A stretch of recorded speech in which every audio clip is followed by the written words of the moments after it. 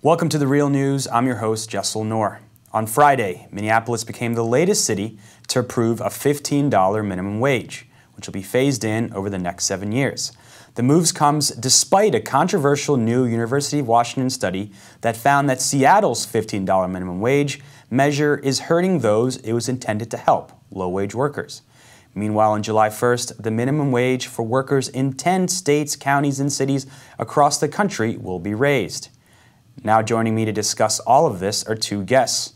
Andrew Buerger is a small business owner. He's the co-founder of Be More Organic, a Baltimore-based B Corporation. And Ben Zippered is with the Economic Policy Institute, which has closely documented the impact of minimum wage raises across the country. Thank you both for joining us. Thanks for having us on. Good to be here. So Ben, let's start with you. This new University of Washington study has made waves for finding that Seattle's $15 minimum wage bill, it really, Seattle led the country on that, has hurt low-wage workers. It's resulted in fewer available hours for them, which has meant less pay. You took a look at the study. Tell us what you found.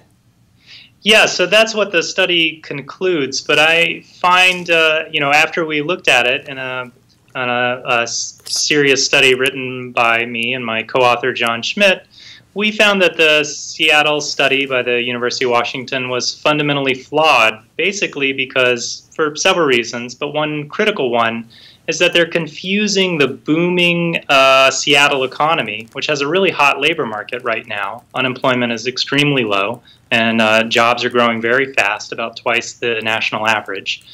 They're confusing that booming economy with the actual effects of the minimum wage. And in that booming economy, you would naturally see a shift away from lower wage jobs towards higher wage jobs.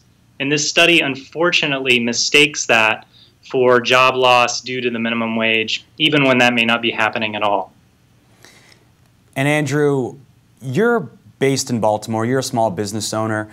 The business lobby here ferociously opposed raising the minimum wage here in Baltimore. It was the measure was passed earlier this year, but the mayor vetoed it after she was, received intense lobbying from the business lobby and other groups. You've been hearing about the benefits this has had in Seattle, despite the University of Washington report. What are your thoughts about raising the minimum wage in cities like Baltimore, in Seattle, and we just heard that Minneapolis just raised their wage?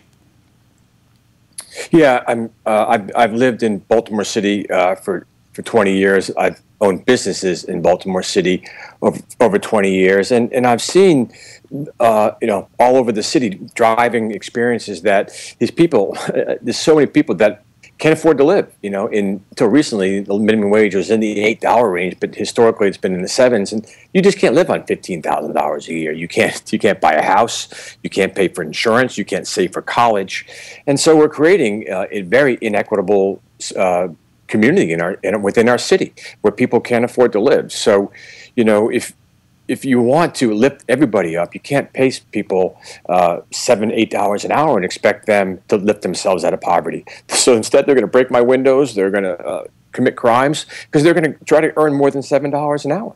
And so let's reduce crime. Let's reduce the need for government spending on Section 8 housing, on food stamps, because we're essentially subsidizing those people anyway with social programs. So let's give them an honest wage that they can be proud of.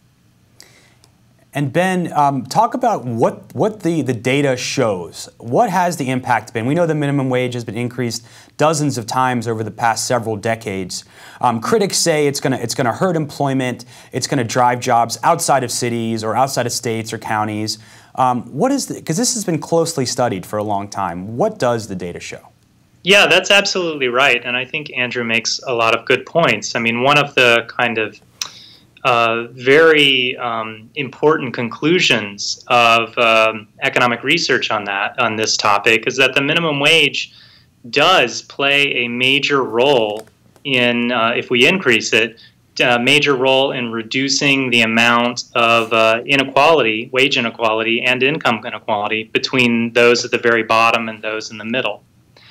This is one of the most well-studied topics in economics for obvious political reasons, and also because it's a very clear kind of intervention in the labor market. So it may teach us something about how labor markets really work. And one of the striking conclusions of this literature, in my view, is that, over the past 15 to 20 years, there have been an enormous number of studies about these minimum wage increases that have been happening across the country. And on average, these studies find that there are significant benefits for low-wage workers due to raising the minimum wage, and very little negative consequences in terms of employment loss. So there is some kind of disagreement in the research literature, but it's mainly about how small the employment effects are of a minimum wage rather than how large. And the overwhelming conclusion on average is that the minimum wage does what it's intended to do, and that it helps low-wage workers. Andrew, when we were covering the minimum wage fight here in Baltimore, I spoke to a lot of business owners that said, I can't afford to pay $15. I'm going to take my business outside of the city if this is passed. And that sort of argument is of concern to people in the city, because the city needs jobs. It needs to increase employment, not decrease it. How do you respond to those arguments from fellow business owners? Well, I mean, it's a valid point, and people, businesses are pliable now, where I can uproot my business and move it 5 miles up to Baltimore County, and so it kind of speaks to a greater need. Obviously, it's not just a Baltimore City minimum wage, but a statewide issue. So you can't just move across the county lines, and obviously it becomes a federal issue beyond that. So we're not moving across state lines.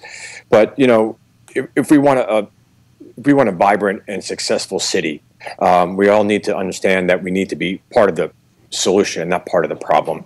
And I found that when I pay people more, it's better for me and it's better for my company. We get fewer turnover. People aren't rushing out the door to a second job. They're not stressed out about making rent payments. So I think people are only looking at it in terms of what is my actual expenditure for someone's hourly wage, as opposed to the overall benefit that you're getting for happier, more productive, and better long-term employees. Lowers your training costs, lowers your turnover costs. So I view it as I pay people more than minimum wage because I get better workers, I get fewer problems, and I get, obviously much more benefit beyond just paying somebody a couple dollars more per hour. All right, and we see it in Baltimore. We see the desperate conditions here. There was 8 people shot yesterday. When you talk to people in the community, they say they want good-paying jobs. Give people an alternative. Give people something that they can sustain their families with, and that's something you hear throughout the community in places like Baltimore and across the country. So I want to thank you both for joining us. Andrew Buerger, he's the co-founder of Be More Organic, based here right in Baltimore, and Ben Zippered of the Economic Policy Institute. He released a paper which responds to this new University of Washington study that says that Seattle's minimum wage is hurting low-wage workers. Thank you both for joining us. Thanks for addressing the issue. Thanks.